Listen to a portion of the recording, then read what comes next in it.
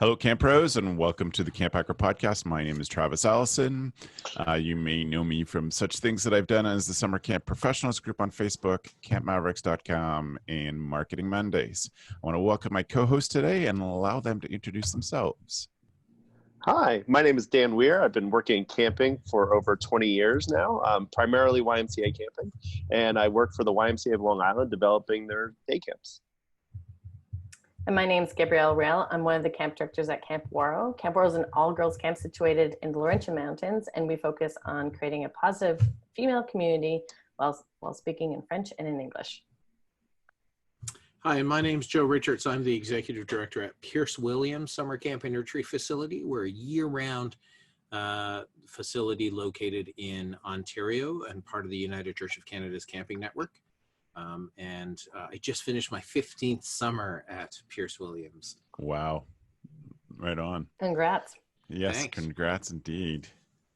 Well, I want to welcome the three of you. Great to have everybody back. Welcome to episode 115. I'm actually really enjoying the fact that we're doing so many episodes this year because it's nice to catch up and spend time with you folks. It's the best part of my week. Come on. That's awesome. That is awesome. I'm going to say that the best part of my week is going to be going to Matt, our editor and producer's wedding on Saturday with Joe. I will be there. I believe we're sitting at the same table, Travis. Nice. So. That's great. And I'm so not thank driving. you all for being here. We're going to talk today about some of the big topics in camp, some things that we want to focus on.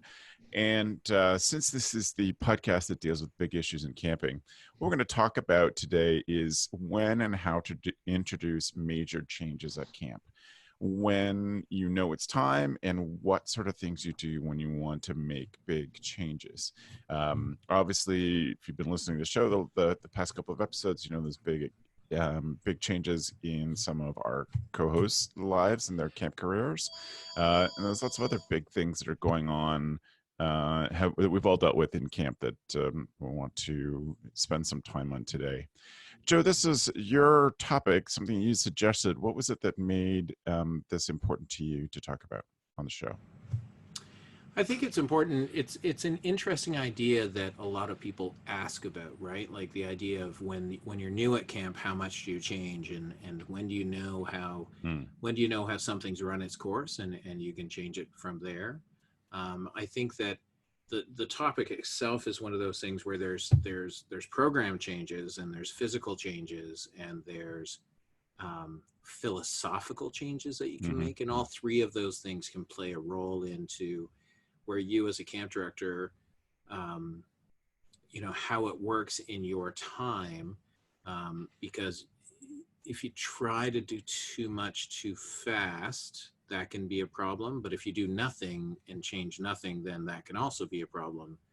And so it becomes one of those things. I know years ago when I was at the Taylor Staton camps, I had numerous conversations with Mike Sladden from Pathfinder and his thing. He was fairly new at Pathfinder at the time as an owner. And he said, one of the best things is I get to do like morning meditation with the kids, and the second day of every session I talk about how change is part of our culture. And he said I do that as to breed it into these kids that when something changes, it's not that we're moving away from what we were, it's just we're moving towards becoming better. And so that's really I think where this conversation started. Joe,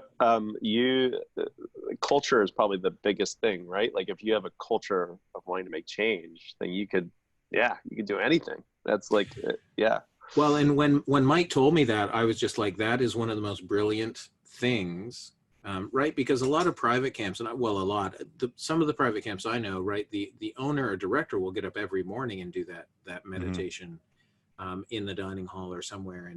And so they have certain points that they talk about, but that being, right, it's this idea that changes us. And it solves so many dramatic problems, right? Because there are times when you go to change something, when you're new, like when I was new here, people would be like, you can't do that. And I was like, I can do whatever I want. I can do whatever I want. I can do whatever the board will allow me, right? So Yeah. Mhm. Yeah. I think that well, let's push us in this direction. So, Gab, how do you know when it's important to make change? Gut instinct, and then asking people. Okay. I think if there's, and I mean, and paying attention to what's going on around us. And when we shifted our teams, our camp teams, from tribes to teams, Right. Yeah. when we were doing that shift, we knew there was a lot of things in our organization that was appropriating Native American culture. And we knew that it was wrong. And we wanted to make sure that with this change, it was going to be a learning opportunity, an opportunity of growth, and not something that was resistant of our community, because then that opportunity for education was lost. And so we knew that we had different phases that we had to implement. And we knew that we would probably do that over a 3 to 5 year period. And then after that, we knew that there were going to be things that would emerge because of our own, ignorance. We didn't know we had to shift, and we would learn that those were things that needed to shift. So I think that came certainly from the outside. There was a staff member who came to camp, I would say about 15 years ago, and questioned the tribe issue. And in my head, because I grew up there, I never saw it as an issue. Right. And but you have to listen to those outside people, and also what's happening within our society. And so then we started taking steps and educating ourselves. But the number one thing that I really didn't want to have happen, as I started talking to a couple of people, the resistance that I received right away when talking about maybe we need to shift this was so strong. We knew that we need to do it very, very delicately and slowly, and in an educational way, so that they went back and said, this is why this happened, and it's important, and I'm proud that we did this. And it was tough, but it was good. And also gut instinct, looking at what's happening within your organization. Why is this not working anymore? Why are we holding on to, as Joe says, certain programs that might have been here for over 30, 40, 50 years, or of course, traditions. And your gut sometimes can tell you this, we could do this better. And then explore with other people, how can we do this better? Yeah, it's one of those things, Gab, that sometimes change like that you want to take very carefully. There's other things at camp that we change all the time, like where it's better just to change it and then not ask questions, right? Like there are certain things I just don't ask, lots of things I don't ask people, and you just do, because it's easier to say, well, this is what's happening now, right? So be it a physical thing but certain change, like songs and traditions. And when somebody says to us as a camp director, when somebody says, but we've always done it that way, I like to remind them that those are the words of a dying church. Those are the words of a dying camp, right? Like, we've always done it that way, and they won't change, means that it can be a problem. And also, we've always done it that way is often just in the memory of that person. And it's one of the interesting parts of this job is that I always say when something has happened 2 summers in a row, then we've always done it that way. They just don't remember. It's like, people who you hear just dumb little changes. Like, we took a TV out of the staff lounge, and on the second year, some new staff member was asking about it, and staff member said, "Oh no, we've never had TVs in the staff lounge." It's like, well, whatever. That's just kind of how camp works, but that's also the important. It can be worth reminding them that that's your memory of it, but it's not necessarily that is, we've always done it that way. It just means your lifetime or your memory of camp. It doesn't mean that it is definitely true. But I like your point, Gab, about having some sensitivity to it, thinking about big changes that are going to be hard and planning for them. I think that there is, obviously different styles. Your style versus what Joe was talking about is very different, but you're also talking about issues at different levels. You're talking about issues that seem to be the whole, like, part of the history, the whole big culture of camp, versus issues or culture changes that you make that are small and incremental. And for us, we always, when we made the biggest cultural changes in our camp, they were pretty small changes, but they did change the culture of the place. So implementing the 4S's. If you're new and haven't heard me talk about the 4S's every year, the 4S test was the one thing that had the most impact on our camp culture. And coming back from an alumni weekend just now, we heard some stories about how people have applied the 4S's in their life and what an impact it has made on their own decision-making ability. But it was the thing that changed how we talked about camp to becoming a place where we allow people to practice making good decisions. And that came out of that cultural change of the 4S test. Well, we'll put it in the show notes what the 4S test is. I don't want to belabor the point, but it was a small change that we were able to make that just was safety. Like, it was a change we had to make quick because it was about safety as much as anything.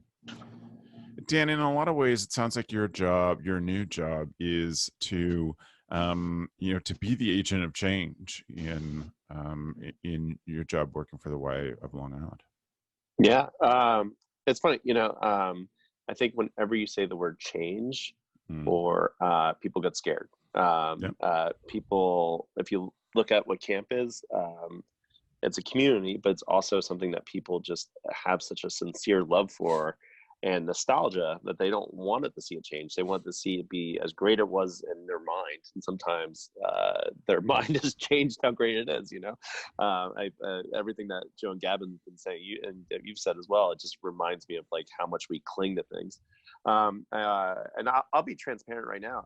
And I've actually, the funny thing about this is if anyone I'm working with is listening to this, I've actually been telecasting my moves as I've been going forward as well too. So, for me, I kind of break into 3 steps, and then it goes from there. The first one is getting buy-in. So buy-in is speaking with individuals, speaking with people that have been working it for a while. It's asking a lot of questions. It's listening more than talking. The second part is getting data. So data is, any number you have, that's using SWOTs, that's the strength, weaknesses, opportunities, and threats. That's doing focus groups with your consumers. That's anything that you could basically process in that sense. And then from there, taking all that stuff and making an idea that is simple. There's a book called Made to Stick that is it's phenomenal, and it's really just boiling it down to some simple things that you could all get behind, and from there you can make a culture change, and it could be a small culture change, it could be a major change, but the reason I bring up culture is just everything we do, it manifests, and it really has to be fundamentals. And then once those fundamentals are working, all the other changes is easy to make. It's no longer a big change. It's little changes. It's enhancements. It's tweaks. But people are scared of the word change. Like I've led a few meetings so far in the past 3.5 weeks in this role, and the initial thing is, I'm not coming in here to change your camp. I'm not coming in here to make your camp what I was coming from. I'm coming in here to just work with you and to help you improve it. That's really it. And I use words help. I use the word enhance. Refine. But I don't use the word change. I actually do not use the word change at all when I'm talking about this topic. It's hard for people. It's being vulnerable. It's looking at something that you might have been working on for 20 something years. That's hard. So. Yeah. And I think you bring up a very good point, and all 3 of you mentioned it in some way, but it's so important to front load things. So either you're setting an expectation that change is going to come, but really to go through and say to people, here might be your worries, but here's what we're doing to counter those. Some of the things might be hard, but we're just front loading as much as we can. We're saying, I'm here to listen. I want to make sure that you understand that I'm not changing everything. I just want to help make things better for you and for your people. And sometimes we skip over that part. We skip over the simple front loading of we're going to be purposeful about this. I often think about, and this is sort of my philosophy of the Summer Camp Professionals group on Facebook, is to think about doing things with kindness, intention, and patience. And if you can do that, then you can make big changes because you've earned the trust of the people that it's going to affect. Yeah. Yeah. Trust is everything, right? Everything. It's, yeah. Indeed. I had a staff member who, and it, you know, it's a proud moment when some of your staff members go off to become camp professionals. And she went off and worked at a couple of other camps, and then took over a camp. And I remember having a conversation with the person that was thinking of hiring her to come into this organization, and you know, just a reference check, and et cetera, et cetera. But by the end of the conversation, that individual asked me, is there anything else, you know, I should know? And I said, well, I have a question. And I said, how are you going to make sure this person is successful? Like, what are you going to do to support them? You know, like, I'm putting this person out into the world. They can do the job. But I knew that this camp wanted change, and I knew that they were bringing her in to implement some of that change. I knew she was the right person for the job. But when you put somebody in a position that is new, and as the board or the owner of the organization, and you want change, I really believe that change should come from the board, should come from the owners, and not this person that's going to be the messenger.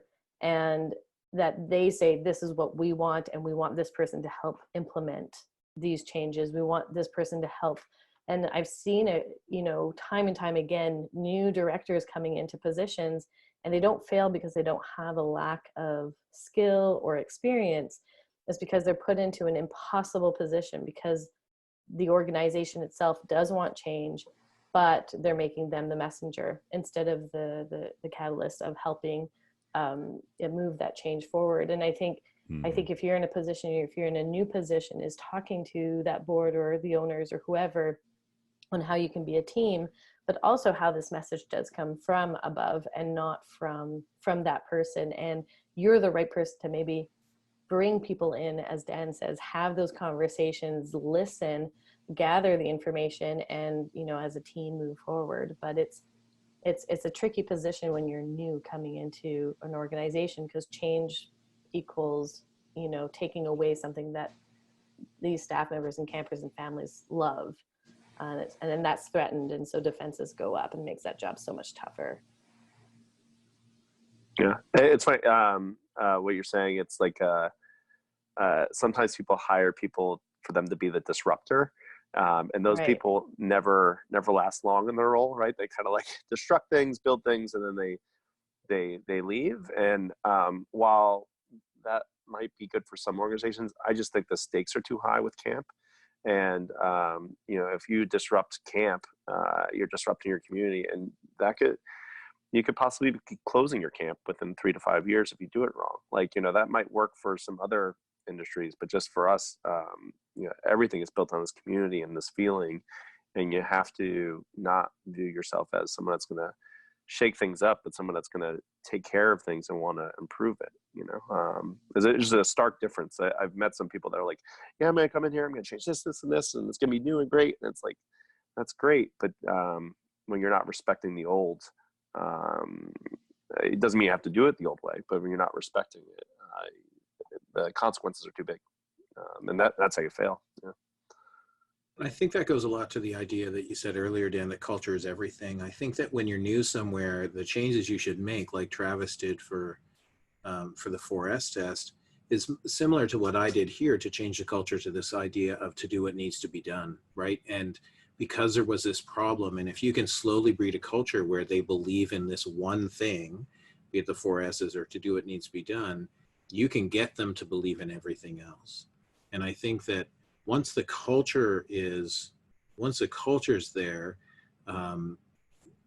then you're doing small things to adjust cultural things, but some of the other changes don't come up as a huge stumbling block. And even when when you're a camp that has an executive director and you hire camp directors underneath you, I think the important part is when a new person comes in, yes, are they being hired as that disruptor, or are they being hired to maintain and introduce a few new things? Because early in my camp career, I was certainly hired to be a fixer, right? Like to deal with problems that a camp had. And you only stay, you're not committed long term. I think the real thing about major change at camp is this idea that you have to know that you have to at least have a sense that you're going to be there for a while, right? Like if you're going to work on creating this amazing culture, but you have a contract that's only yearly, that's going to be a challenge, right? And because sometimes people can't think beyond that year because all you're thinking about is, right, my contract's up in November, and how do I get it reinstated? I think the idea of choosing your battles in change is really important, right? The things that you might hate a song, but there's nothing wrong with that song, but you don't need to not sing that song. Whereas sometimes change happens just because you subtract something without telling anybody. And if nobody pays attention, it just goes. So if there's an inappropriate song or skit or activity that the staff aren't overly attached to, right, it'll just slowly fade out by itself. And sometimes, as I wrote down, sometimes you ask, right? You want people's input, and sometimes you just do because it needs to get done, or it needs to change right away. And I think that the important thing we've realized at camp is that so that memory piece that you were talking about, Travis, the idea of we've always done it that way. Our phrase is we've always done it that way in your time, right? Like I'm the institutional memory now of 15 years, and I know that 5 years ago we didn't do it this way. We've shifted. But also the idea that we know that when we change something, so we take all the beds out of the farmhouse as an example, we know we're going to have 2 years where people complain, rental groups complain, and people complain that there's no beds, and there always were beds in the farmhouse. And we are just like, live with it for 2 years, because after 2 years, rental groups and people stop, right? They get back to the norm. And so be it, right? Like I'll put up with it for 2 years. I'll put up with those complaints and conversations, because we're not shifting it back. It's not like there was an outcry, we're going to put them back. And no, because we're dealing with codes and violations and things. And I think that those major, I do wonder during this conversation for all of you, what do we consider major change, right? Like what's the most major change you would have introduced at camp in your time? I'm trying to, yeah, it's funny. I have, with my previous camp, changed the period blocks from 5 periods to 4 periods. And we didn't do it right. I thought I had people buy in. What happened was I had false harmony.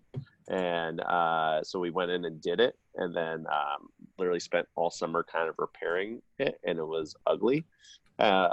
We stuck with it. People now love it. It took another season for it to basically do it.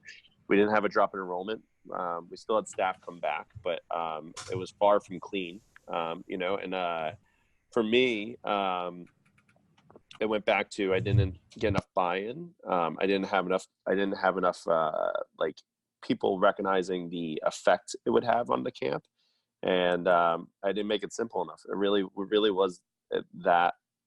It sounds crazy just going from 5 periods to 4 periods being that troubleshooting, but so many people couldn't grasp it once it got in motion, or had objecting opinions, or just little things. But yeah, I think that was one I reflect on, that change that was really hard for it to make. And it doesn't sound like it's that complex, but it was very complex.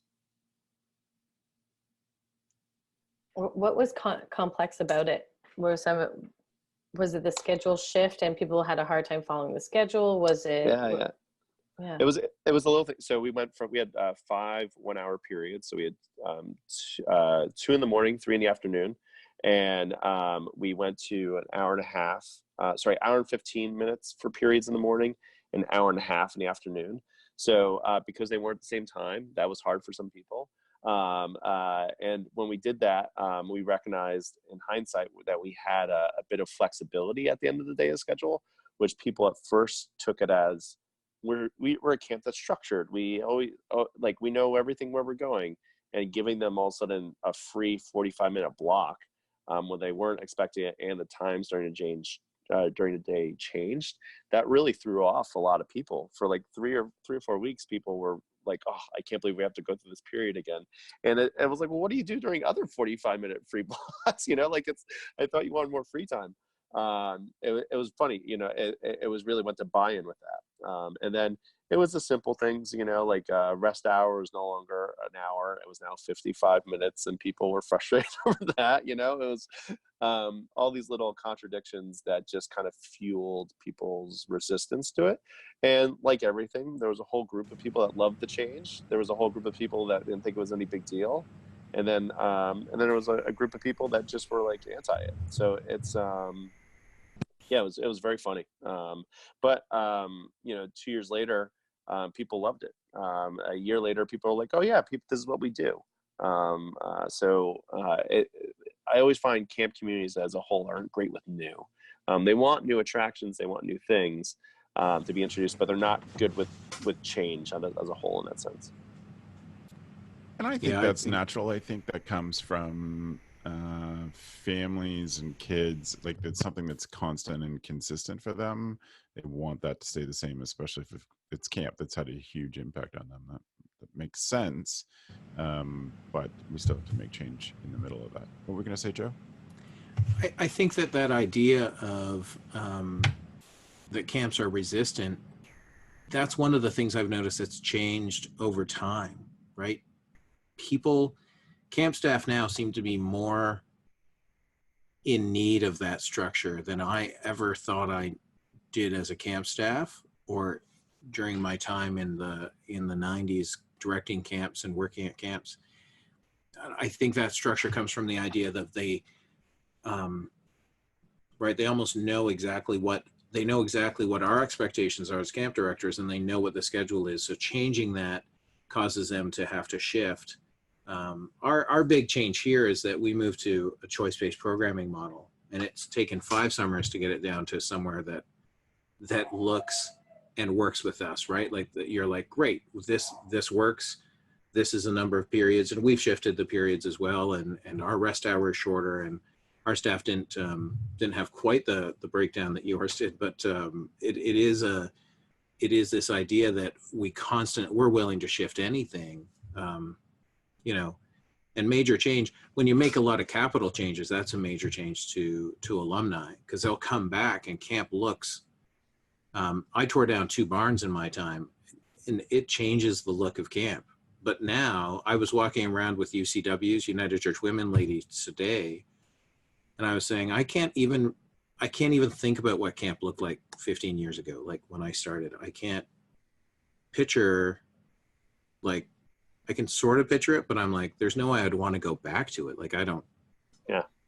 Yeah. So Joe, that change I was talking about that we made, the nice thing was that after they saw it and they bought into it, the next year, people were much more on board with making changes. Yeah. It was literally, I was breaking a culture out of not making changes. That was part of the resistance. And I never recognized that as working there for so long. But when I was the director, like when I was the one in charge and wanted to make a change I've been thinking about for a while, I was part of that culture as well too. It was very interesting. Yeah. And then after that, Interesting. we were able to make changes all the time, and we're very adaptable. But yeah, it was just very funny. It's huge that just one thing can shift you into a new, right? Your whole staff can be like, oh, well, yeah, if you can do this, then we can do that, right? Like, we can do anything. And I think that's one of the keys, is that sometimes major change at camp is only major because people are so resistant to any change, right? Yeah. Like, 100%.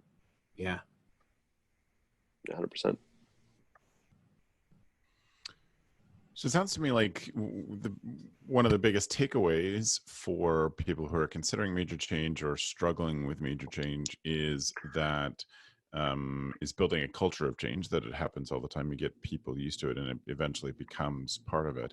I like that idea because when people are used to thinking of their place as being a place of change, then they, I think, naturally become a little more creative about what the program can be. What are the things that um that they're willing to look at differently because they've been through something a little different. Did you find that happened for you folks, Gab? Yeah, we had our major change. What perhaps happened, I think it was the second year after my folks purchased the camp, and even though we had been on the camp for many years before, part of the camp, the succession was very smooth, because Jackie had been on staff for 20 years prior, so this wasn't an issue. But we decided to shift the culture of our staff, and it was a toxic environment, and how we wanted to approach it, which was by implementing a communication program and re-interviewing all of our returning staff members, which we didn't used to do. When we implemented that, we lost 75% of our staff, which was a huge, for us, that was very, very big. And we lost people that came back were our quiet staff members. They were the ones that were really in the background, and probably for good reason, because it was a toxic environment. And so we really had to build from the ground up with those people and with the new staff members that came in. And we were very clear about what our mission was. And our mission was camper first. And to be camper first, we have to communicate about our own issues. And it's not going to be easy, but we're going to do it together, was basically the message. And like Dan said, once we implemented that big change within our organization became a lot easier. And also, it did become part of our history. We started doing, going out to the highway once everybody was on camp staff-wise for a staff training. We put a ribbon across the camp arches, and we get a new staff member to cut the ribbon. And we talked about how we stand on the shoulders of the women that came before us. And what they did was to allow us to build upon what they did, and with that comes change for the better, hopefully. So that is part of our tradition now. That's something that we talk about, and it did allow for when we did the shift from tribes to teams.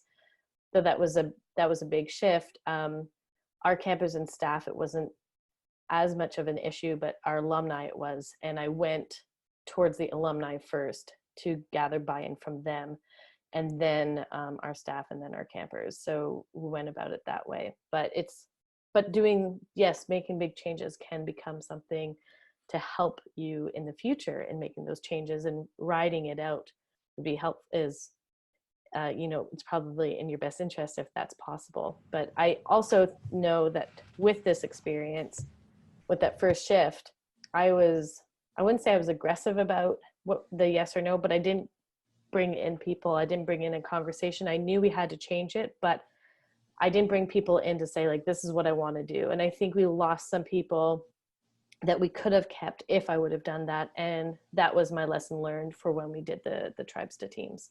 I decided I'm doing this by stages. I don't want to bulldoze my way through, even though the outcome was okay. And so that's when I started bringing in people, but it wasn't an option. We were going to change, but how we were going to do that, that's what I was asking my staff and my alumni on how we could do that. That's what I was asking them, but that we were changing, that wasn't up for discussion.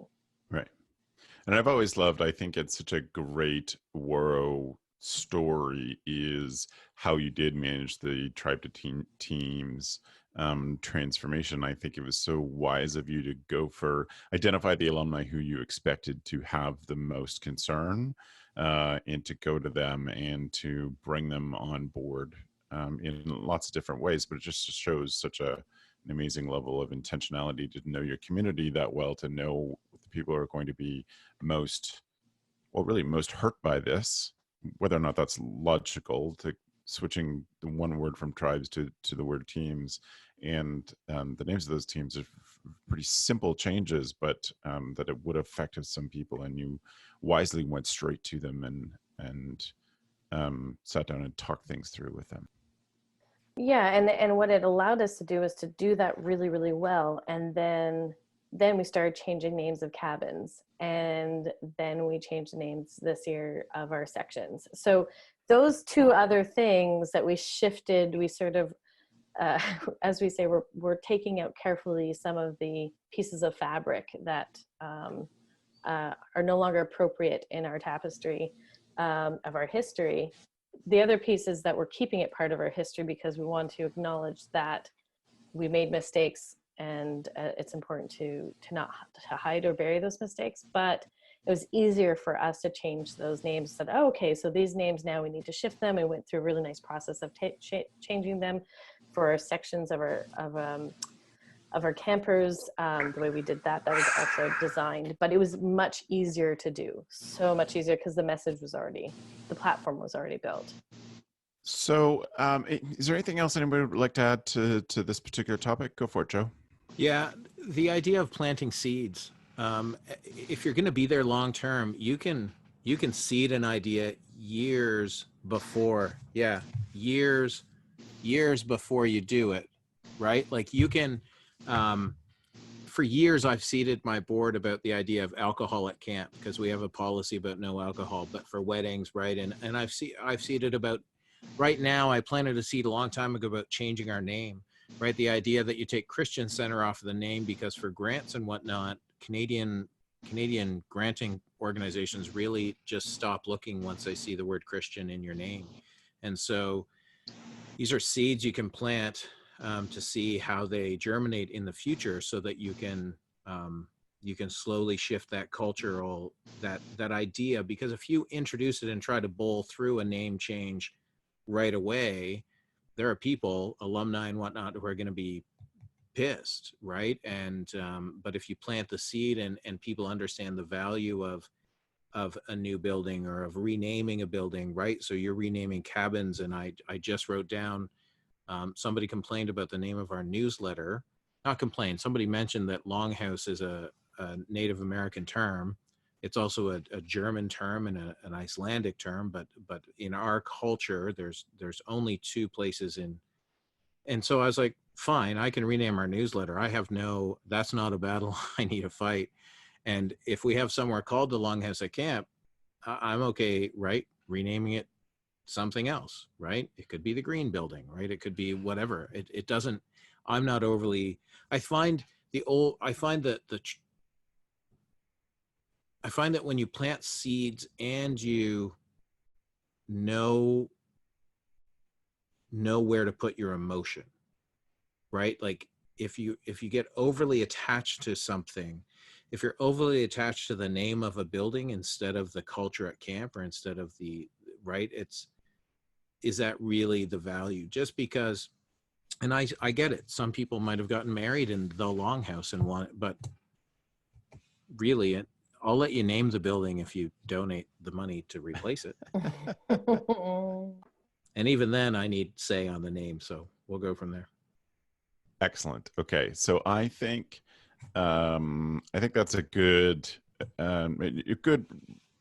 place to round out what we've been talking about today in terms of making a major change. And as you've heard here, these three folks have been through some major changes. I mean, I went through a major change at camp when we were there, changing the name and amalgamating a bunch of programs, and that was not fun. And it wasn't stuff that was handled well because we weren't allowed to handle it. Like we weren't the ones who got the process going. We were just sort of given the fallout to deal with. And so we'll definitely have a lot of lessons to learn from that. And that's been an interesting part of my work with different camps, is how to manage big changes and communicate about them so that they go as best they possibly can.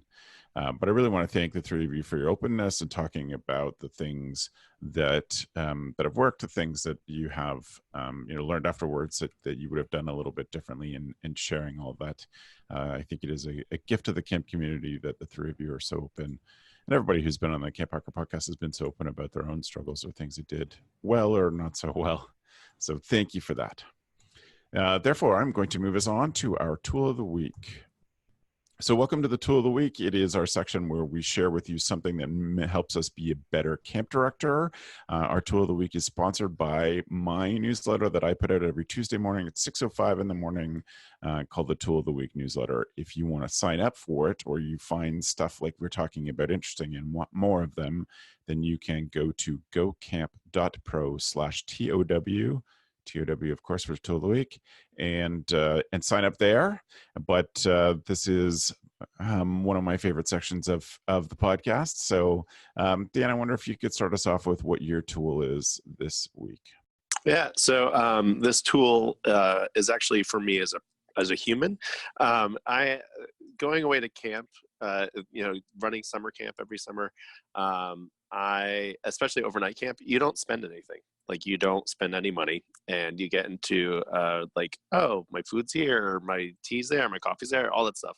And then every summer I get out and I'm like, oh, I didn't spend any money for 3 months. I could just spend money, no problem. And it's very funny because then a few weeks got set in, and then I realized I spent all the money I saved from the summer. It's great. So I have been tracking my spending this post-summer using the Daily Cost app. It's a really simple app. You basically, it's very intuitive. I just enter it in after every purchase I make, and it makes me very cognizant of the money I'm spending. And you can use Mint for this, but there's something about entering it in that makes you more conscious of your spending. Mint gives you a great summary, and there's a ton. Your bank could do this as well too, but you're always seeing those hindsight. But if I got into the habit of every time I spend money now, I actually pull up this app and enter it in, and it's actually deterred me from spending money. And it's great because a lot of times it's silly things. A lot of times I don't need to go to that Starbucks, or I could wait an extra half hour to get that, or I could see if I have another notebook at home, or it's just these little things where I would not have spent like that prior to summer. So yeah, the Daily Cost is the app. It's free, it's intuitive. I really enjoy it. Excellent. Thank you, Dan. I love something that is as much for the person as for the position. Thank you. Yeah. Joe, what's your tool? My tool of the week this week is Adios. And Adios is imagine what would happen if you only checked email 3 times a day as their tagline. It is a Gmail extension that only delivers your Gmail 3 times a day, as many as 3 times a day, as little as once a day. I've been using it since prior to the summer, and I have 3 times set up. I'm sure I could shift those times. Right now, it's 8 a.m. email comes in, 11 a.m., and 2 p.m., meaning that you send me an email after 2, I'm not going to see it until 8 a.m. the next day. And you might say, well, I could never do that. If I need to see my boss's email right away. You can set that certain emails go through. Let me tell you, it has changed the way that I work, because I'm no longer reacting to an email when it comes in. I know at 11 o'clock, I'm going to spend anywhere from 20 minutes, to half an hour just clearing those emails. And I've also, so Adios has helped me tremendously. And after 2 o'clock, it allows me to just do whatever I need. I'm not chasing somebody else's needs or answering a little question that somebody had. And if somebody really wants, if it's a summer staff or a full-time staff in our office, you can come and see me, or you can hit me up on our Slack channel. But for most things, this has worked really well for me, and I would highly recommend it. And it's free. There's no cost to it. And the reality is, if you're really worried about it, people, it's a folder down in your Gmail. So you can always go and see how many are waiting for you, and you can look at them. So today, Travis, you send me a link to the show notes. I can just go into that.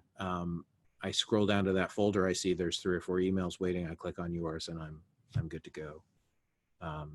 And then I can take that label off it, and that email never shows up in my inbox then. It just goes into my archive right away. Straight to archives. It is a brilliant system and will shift the way you do work. It allows you to do more work, more of what you should be doing. and to be less reactive, which is a perfect position to be in, to feel more in control and to get more accomplished. Yeah, and that's where I had this talk with our full-time staff, this idea that don't send an email if you can come and ask the question, right? Like when you're in a small office, there's no reason that you should be sending me an email and then expect an answer to that question within the next hour if I'm sitting 30 feet away from you, right? Like pick up the phone, call me, right? I'm not, and so my staff know now that if they send me an email after 2, I'm not going to, if it's something they want an answer to or need an answer to, they know that our communication, our office has gotten better because I've said, don't ask over Slack, right? Like if you're standing 30 feet away from each other, saying something over Slack that's not where chat comes in as well as like when you're working remotely. So, but Adios has been, I forget where I found it. It's been great though. Sounds like an awesome tool. Yeah. Gab, what's your tool today? My tool is a hybrid face watch. So it's a hybrid between a smartwatch and a general face watch. So you got the regular hands and everything. This is my watch right now. I'm holding it up. Why I really like this watch is that it's synced to my phone, and I can program it to notify me when a text or a phone call comes in. And I can program up to 12 different people on my phone, so on my watch. So I can see if when both hands go to one and it starts buzzing on my wrist, that I know that the camp is trying to call me, or our trip is trying to call, or whoever on my team. So this summer, instead of taking out my phone, which I would do often when I'd hear a ping or a buzz, I could see who was calling me, and if they were in town, I would know, okay, I don't need to call back I don't need to get answer this right away. But if it was a trip, I would answer, or people that are picking up campers at the airport, I would program that staff member's cell phone into my watch, and then it would buzz. It also tracks your steps if you want to. You can also turn on and off your music from your phone, which is great when you're standing on stage and you want to press pause on the music or press start on the music, and you don't have an extra person helping you because they're taking care of kids. But more importantly, you don't have something digital that's showing to your campers, and it's an extra notification of the buzzes and pings that you're getting. And then other buzzes and pings you can just ignore, which I do. I put my phone on silent and no buzzing, and I just get a notification on my watch. So I really, really, really liked it. Made me use my phone a lot less this summer.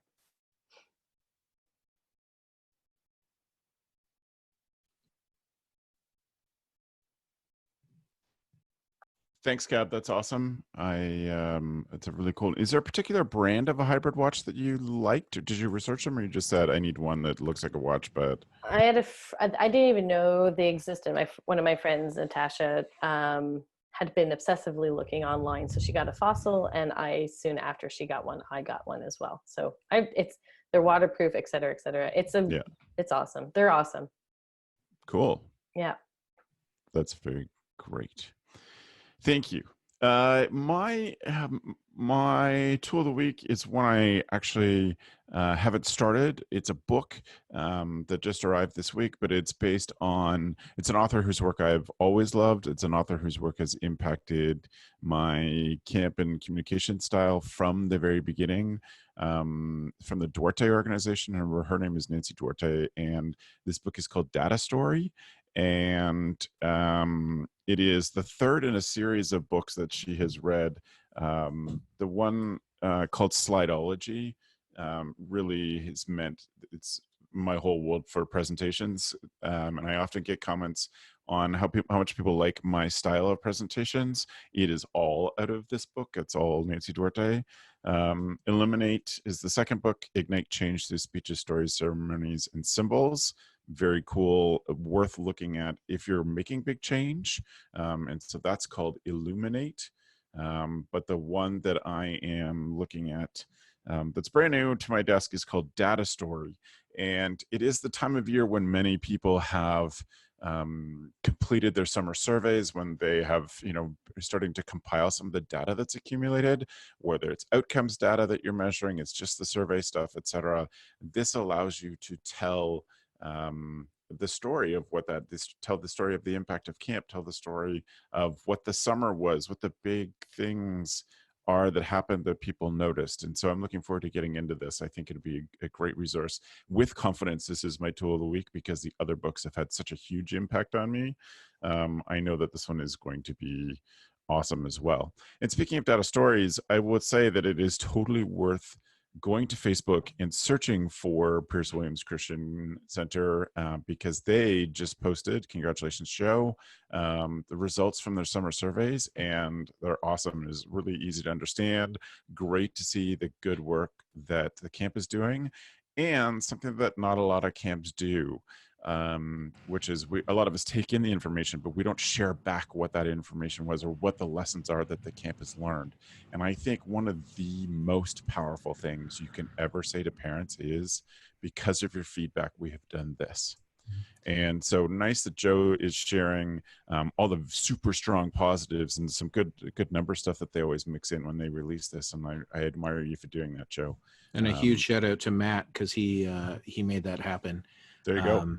And the reason we collect that data is for United Way reporting, right? Like if you're in the United Way agency. So even if learning what to collect, and the United Way just approached us to say they don't need all of that data anymore. And I was like, we'll just keep taking it, right? Yeah. Go. Cool. So thank you for being a camp that's open enough to present that. I think it's a great lesson for other camps to show the things that people say, the percentage of positive impact, the change in percent of participants who have an outcome that, positive outcome on their life. It's smart and good. So thank you for doing that. And if people are interested in figuring out how to do some of that, I would definitely start with Nancy's Illuminate book. Illuminate. Yeah, that's right. And I'll give you some as I get more into data story, we'll be able to present some more of that stuff too. So thank you to everybody for being on the panel today, for sharing your good ideas and your big struggles. As I said, Joe, if people want to follow up with you, how do they get in touch? The easiest way is to connect with me via email, joe@campisbetter.com or joe@yoyojoe.com, and go from there. Great. Thanks, Joe, for being here.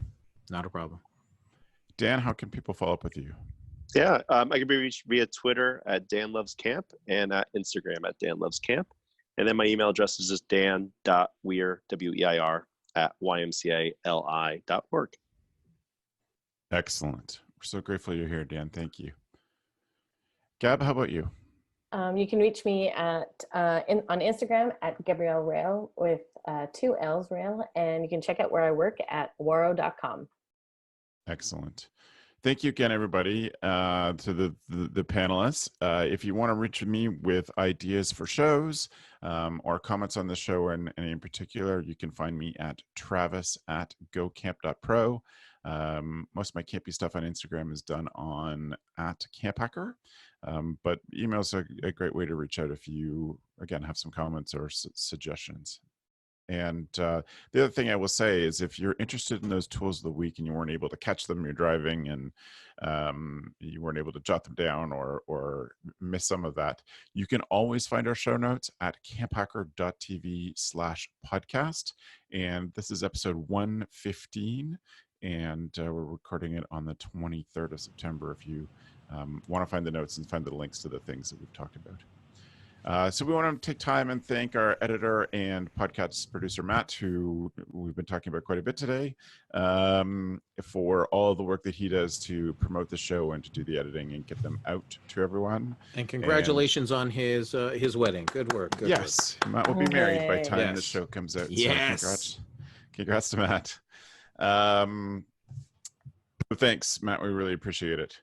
And we'll look forward to talking to everybody soon. We'll be coming to your ears in 2 weeks' time. Thanks for the evening, friends.